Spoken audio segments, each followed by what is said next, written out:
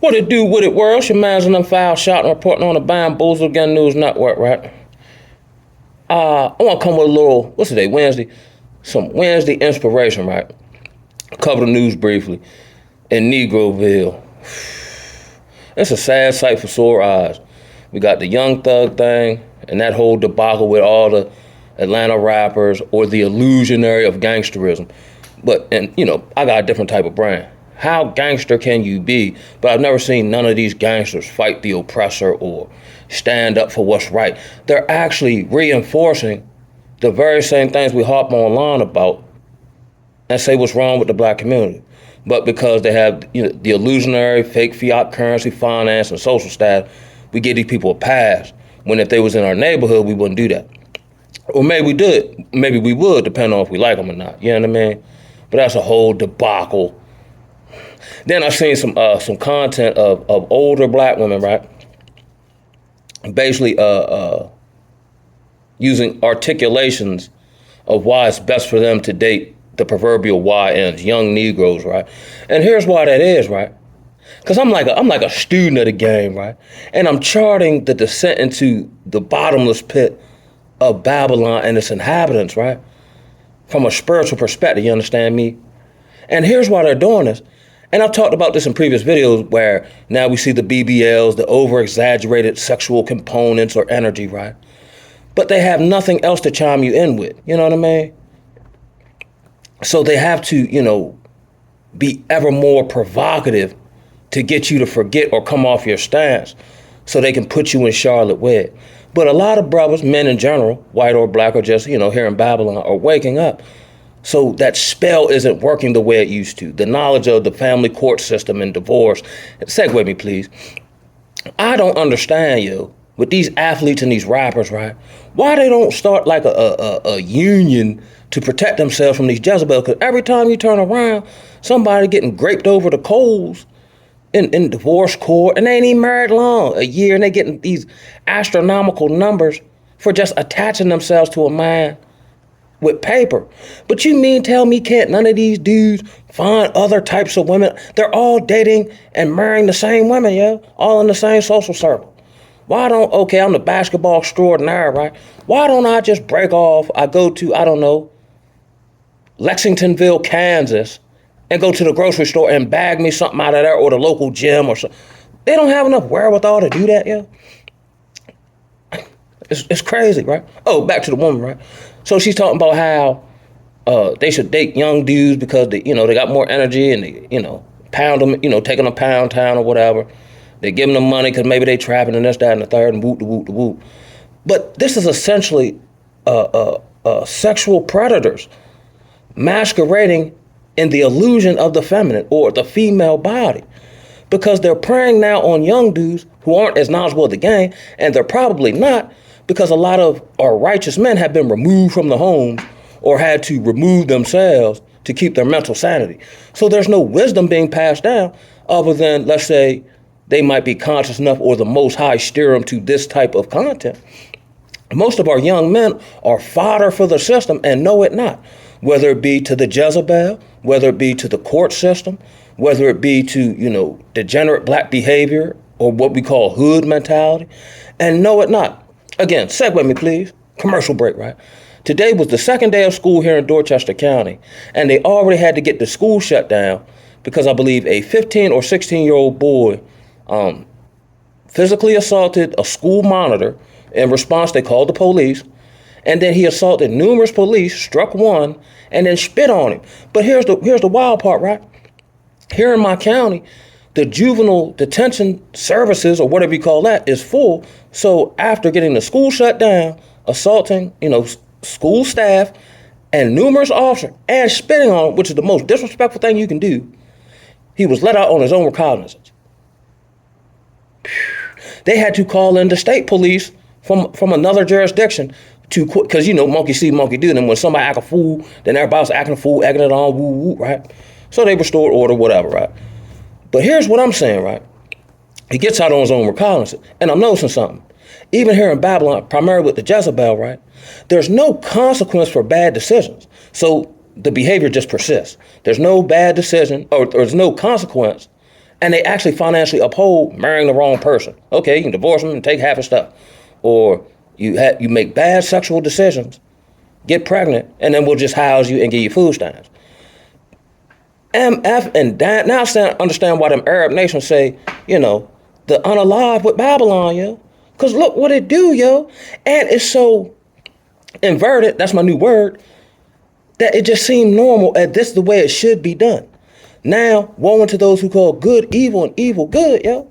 And then for those brothers who are, self-actualizing and enlightened, we're exiting in droves out of society, social groupings, the matrix. I refuse to be a battery for the system. No different than Neo when he woke up out of the matrix, then found out, he busts out the little cubicle, and then he sees everybody else. They're nothing more than batteries for the system, yeah. If men leave mentally, spiritually, or come out of Babylon, Babylon can't continue to function. If Young Thug and them don't promote gangster music and borderline sexuality, right? Then that contributes to what happens to the youngins who don't have no father or male role model in the home or in their neighborhoods because they done left. And then they contribute to the same thing, so they're paying them to help send these young homies to jail and potentially either become booty warriors or victims thereof. Fodder for the system. Or they preach all this, sexual recklessness. Then you get jammed. Oh, boy. Man, it's so wacky-tack out here, man. It's so whack out here. I start sounding like Chris Tucker, like, oh, man. My voice get all high. Oh, man, it's just so evil. Wicked out here, man. Come on, man. And I work for the health department, so I'm privy to certain information. The sexual disease numbers, AIDS, gonorrhea, herpes, chlamydia, are mind-boggling. But everybody's still slacking, though. You know what I mean? God darn, Joe. And just objectively looking at this from a safe distance, almost like the crocodile hunter, and looking at the habits, traits of Babylonians and their natural habitat, it don't look like nothing I want to deal with. Now, ever more clearly, I see why the words say come out from Babylon, or don't assimilate to its customs, its belief systems, all that. Marcus Garvey had a famous quote saying, if the black man, i.e. black woman, drink from the waters of Western civilization, its belief systems, values, so on and so forth, we will die from its effects. And what we are witnessing is the slow unaliving of the illusion of the black consciousness. Even in these so-say woke communities. We're thirsting for knowledge, but then they subvert that by sending in their puppeteers of wokeness or whatever. Like, okay, Dr. Umar talked about him, Pan-Africanism. It's not a thing. He just made those words up, because none of us can trace our lineage back to Africa. So how's that a thing? And then, okay, when we going back? What is the plan? He can't even build a school. Now this brother is talking about, this is almost dry male prostitution. Talking about you can donate to a school $500 and get a dinner date with him of your choice. That's almost borderline gray area trafficking. Somebody pay me to have dinner with me. I'm going to try to sleep with him because I'm freaked out Umar, you know what I mean, who upholds the black queens, you know what I mean? And this is a very intellectual brother. How the words say people increase in knowledge but still never come to know the truth. And then to be honest with you, if you tell the truth, get blackballed, canceled, you know what I mean? Not that I personally care, you know what I mean? But there's no money in telling the truth. But again, we're in this capitalistic society where seemingly money or the illusion thereof mean everything, to the detriment of your soul, character, morals, principles, And I think this thing is hitting all of us to some degree. Now, I'm not coming off my stance, but sometimes it feel like you gotta play nice. Not to go along to get along, or almost how a brother might be in one of these relationships and he don't want to do it, but he just wants some peace. You know what I mean? Because as soon as you take a stand for what's right, or just basically tell everybody, look at the elephant in the room, everybody turns on you. Again, not to have a problem with that, but sometimes you just want a little peace. I don't want to fight today. I can fight all day long, but can I get one day? Can I get a personal Sabbath? You know what I mean? This is. But here's what I really wanted to cover, right? With all that being said, I try to be solution oriented or mitigate, the spiritual warfare that's taking place in the physical realm. You feel me?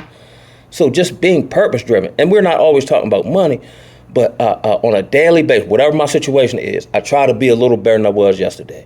I try to be a little more disciplined. I try to learn something I previously didn't know. I might read a little more, not just a word, but maybe an applicable book or area of personal interest. You know what I'm saying? I'm mindful to stay humble. I'm fighting to progress in life, to build my skill set up. That may actually then correlate to, let's say, finance, assets, resources, so on and so forth. For me, money isn't the end all be all. It's just potentially a vehicle to what I truly desire. Freedom from Babylon. But as it currently stands, I'm not permitted to leave. And I've tried numerous times. Yes, I have. And then I get vexed. Because technically, you know how the words say, how's it said? A man's steps or his plans are ordered by the Most High. So if me and my partner get together and say, oh, we'll go to this city, stay there for a year and make this amount of profit, if it's the Lord's will. And he's worked his will, like I'm pretty good in other areas, but to my own personal desires that are noble, you know what I'm saying? He's had to deal with me with that, you know what I mean? Because it sucks seeing this. One, you can't do nothing about it. Two, you can't change it. And three, you must be in the midst of it. You know what I mean? This is probably how, Lawton, what was his uncle? Gosh, I'm a little tired at the end of the day. But they had to be vexed living in Sodom and Gomorrah. Could you imagine? It's no different than now, raising kids in the new Sodom and Gomorrah. You know what I mean? Where you can raise them right, but as soon as they step out their door, these influences, the spiritual energy, you got to pray over your children. In a place where child trafficking and children going missing is probably underreported. Here's something else that's underreported. The severe mental health of our counterparts here. But they don't they'll categorize, let's say, an opioid epidemic when it start affecting other groups of people that typically it don't affect. But they don't categorize this one because the epidemic, primarily with our counterparts, the i.e. Negro female, isn't an epidemic nationally or acknowledged as such because it's part of being fodder for the system. It's part of destroying, generational or upholding generational curses and destroying generational wealth. You know what I'm saying? So they'll uphold that. You know what I mean? Boy, it's real in the battlefield. But even with that being said, and sometimes I get tired of my darn self.